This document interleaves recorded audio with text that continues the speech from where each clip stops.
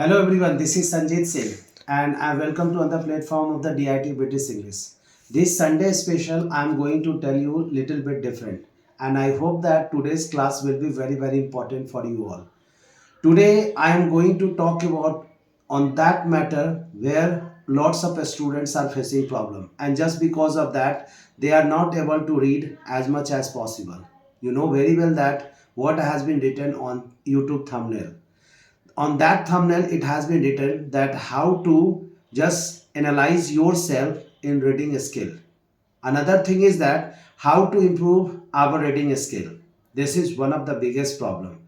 What happens after just crossing you can say that intermediate level or board level, we just start reading in silent mode and just because of that we are not able to judge that how much you are fast in section of reading.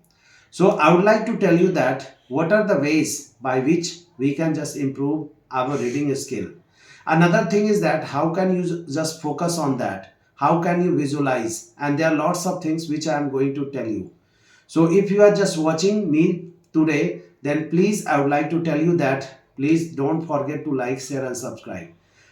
And I would like to tell you that if you really want to take benefit from this video, then please watch till the end and just know that what are the 10 points by which you can just improve your reading skill, or you can just judge yourself that how to start and how to do something.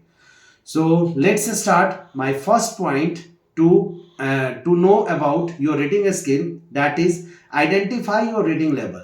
You know what happens that whenever we just start anything but we don't know what is my label. So first of all we have to know that what are the labels in respect of reading. Also you have to know and you have to check that what are your labels, and if you are not able to just watch that label, or you can say that identify that label, then what will happen, you will face problem. So please after reading, after that you just know yourself. आप अपने को जानने की कोशिश कीजिए कि मेरी reading का लेवल क्या है, तभी जाकर के आप उससे इम्प्रूवमेंट की सपना देख सकते हैं. अगर आपको लेवल पता नहीं है और आप पढ़ना चालू कर देते हैं तो आपको ये पता नहीं चलेगी कि हम इसको कैसे इम्प्रूव करें या मेरा लेवल इम्प्रूव हो रहा है कि नहीं हो रहा है.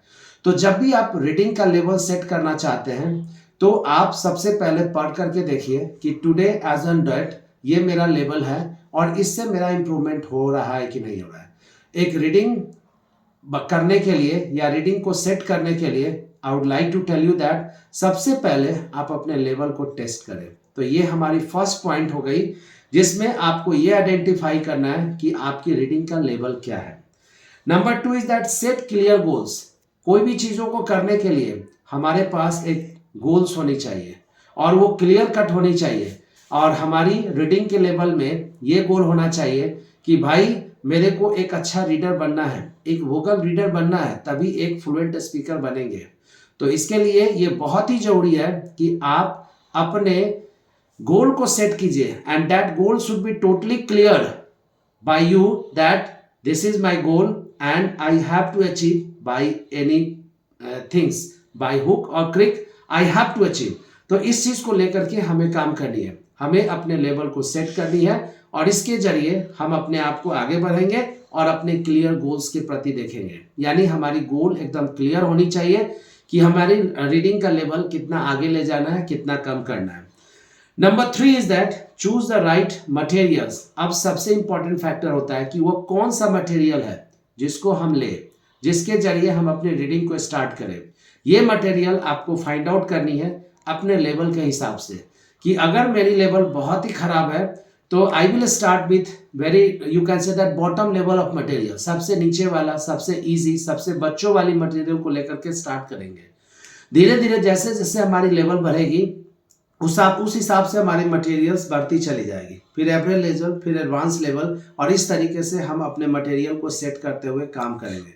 तो हमारी मटेरियल्स होनी चाहिए कि कौन सा राइट मटेरियल्स है जिसके जरिए हम अपने आप को इम्प्रूव करें और अपने रीडिंग स्किल को सेट करें. क्योंकि गोल्स को सेट करने के साथ साथ सही मटेरियल का भी सॉल्यूशन लेना बहुत जरूरी है, सही मटेरियल का सिलेक्शन करना बहुत जरूरी है. तो इसके लिए आपको तैयार करना है.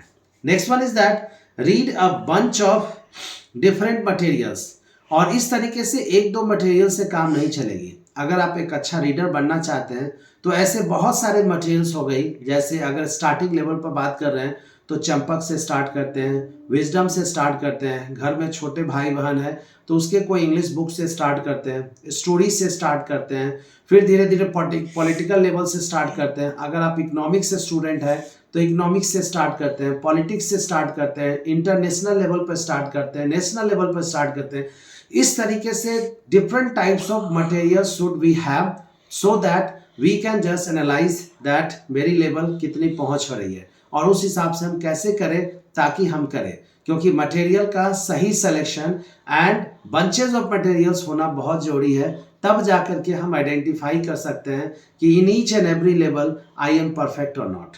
Next we talk about number 5, practice continuously. I always just tell one thing, that if you are not doing practicing, then you are going to face problem. So practice is very important. Practicing करना बहुत जरूरी है। कोई भी चीज की अगर आप प्रैक्टिस नहीं करते नहीं होगा। अगर आप रीडिंग करने के लिए सोच ही लिए हैं तो उसका भी हमें क्या करनी है, प्रैक्टिस करनी है। और प्रैक्टिस करते करते करते करते एक समय आएगी, you will be an excellent in the field of, you can say that, reading, and you will be an excellent reader. So it's very very important that you have to practice consistently. So please practice practice practice, because it is said that practice makes man perfect. तो reading के क्षेत्र में भी आपको practising करते रहनी है। हर दिन 10 मिनट 15 मिनट जितना आपके पास समय है उस हिसाब से आप अपने रीडिंग को प्रैक्टिस करते रहें, और वोकली प्रैक्टिस करनी है। अगर आप वोकली प्रैक्टिस करते हैं तभी आप अपने आप को उस जगह पर देखना चाहेंगे। Next one is that practice active reading. Practice active reading, passive reading नहीं करनी है, एक्टिव रीडिंग करनी है। आपको नोट्स तैयार करनी है। जब आप रीडिंग कर रहे हैं, कोई वोकैबुलरीज प्रॉब्लम आ रही है तो उस वोकैबुलरीज को लिखना है, उस वोकैबुलरीज का नोट्स तैयार करना है, उस पर सेंटेंस बनानी है, उसकी मीनिंग फाइंड आउट करनी है, तब जाकर के आप रीडिंग करोगे। क्योंकि एक सवाल ये उठता भी है कि सर हम रीडिंग तो कर रहे हैं लेकिन हमको समझ में नहीं आ रही है, जो लिखा हुआ वो चीज़ हमको नहीं समझ में आ रही है। तो दोस्तों वो कैसे समझ में आएगी जब तक आप उसका मीनिंग नहीं जानने की कोशिश कीजिएगा। तो आपको रीडिंग जो करना है वो एक्टिव रीडिंग करनी है। जितने भी प्रॉब्लम्स आ रही है रीडिंग करने के दौरान वो सारे वर्ड मीनिंग को निकालना है, उसका मीनिंग फाइंड आउट करना है, उस पर सेंटेंस बनाना है और फिर समझने की कोशिश करना है। स्टार्टिंग फेज में थोड़ी सी मेहनत करनी है। अगर आप मेहनत करते हैं तो डेफिनेटली आप जरूर सीख जाएंगे और दुनिया का कोई भी चीज़ों को समझने में दिक्कत नहीं होगी। क्योंकि वर्ड मीनिंग एक ऐसी प्रॉब्लम है जिसके जरिए ही हम समझ सकते हैं, इसलिए वर्ड मीनिंग को आपको इम्प्रूव करनी है, तब जाकर के आप करेंगे। तो आपको एक्टिव रीडिंग करके करनी है।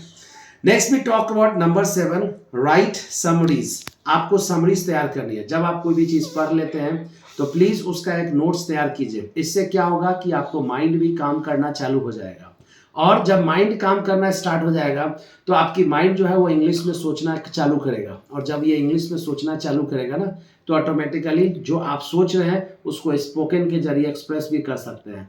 तो whatever you are reading उसको विजुअलाइज कीजिए, उसको अच्छे से करना है और उसके बाद उस पर समरीज तैयार करनी है। क्योंकि नंबर 8 यही बोलती है कि आपको विजुअलाइजेशन करनी है, कि आपने जो पढ़ा है उसको विजुअलाइज कीजिए, उसको याद करने की कोशिश कीजिए कि आखिर मैंने जो पढ़ा है उसका मतलब क्या है, क्या मैंने पढ़ा। Start visualising, after that just right in your copy.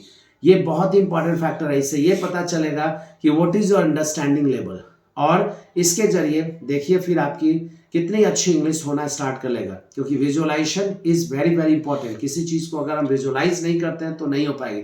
जैसे कोई फिल्म देख लेते हैं, कोई ऐसा इंसिडेंट हो जाती है तो वो भी हमारे माइंड में क्या हो जाता है, छप जाती है। फिर उसको हम विजुअलाइज करते हैं और विजुअलाइज करने के बाद फिर हम लोगों को बताते हैं कि ऐसे ऐसे घटना घटी। ये पॉसिबल होती है just because of only and only visualisation. तो visualisation is very very important. Number 9 अगर हम बात करें, read and listen at the same time. जो भी आप पढ़ते हैं उसको उसी समय सुने। मैंने क्या बोला, रीड एंड लिसन। आपको साइलेंट नहीं करनी है, आपको आवाज में पढ़नी है, और जो आप पढ़ रहे हैं उसको सुनने की भी कोशिश कीजिए। क्योंकि रीडिंग और लिसनिंग अगर दोनों साथ साथ चलती है तो डेफिनेटली आप आपको ये पता चलेगा कि शुरुआती दौर में जो मैं पढ़ रहा हूँ वो धीरे धीरे पढ़ रहा हूँ, अटक अटक कर पढ़ रहा हूँ, लेकिन ऑटोमेटिकली फिर वो आगे बढ़ना स्टार्ट हो जाएगा।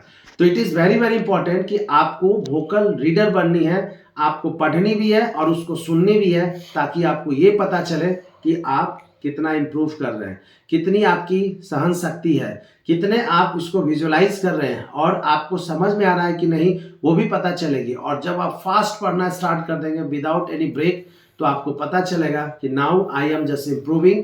जो शुरुआती दौर में प्रॉब्लम थी वो प्रॉब्लम मेरा खत्म हो गया।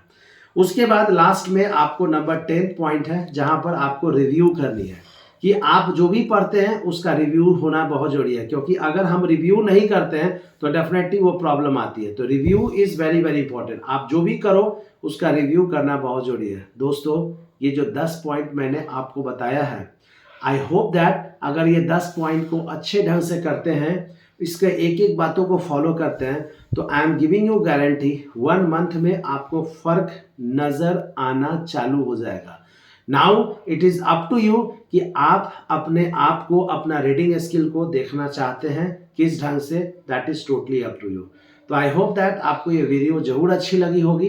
अगर आप कुछ और पर वीडियो चाहते हैं तो प्लीज़ आप हमारे कमेंट बॉक्स में ज़रूर लिखें, मैं आपके हिसाब से वो वीडियो बनाऊंगा ताकि आप एक अच्छा स्पीकर बन सके। यही हमारी गोल है, यही हमारी मोटो है। तो इसी के साथ मैं आपसे विदा लेना चाहूँगा। Thank you and see you.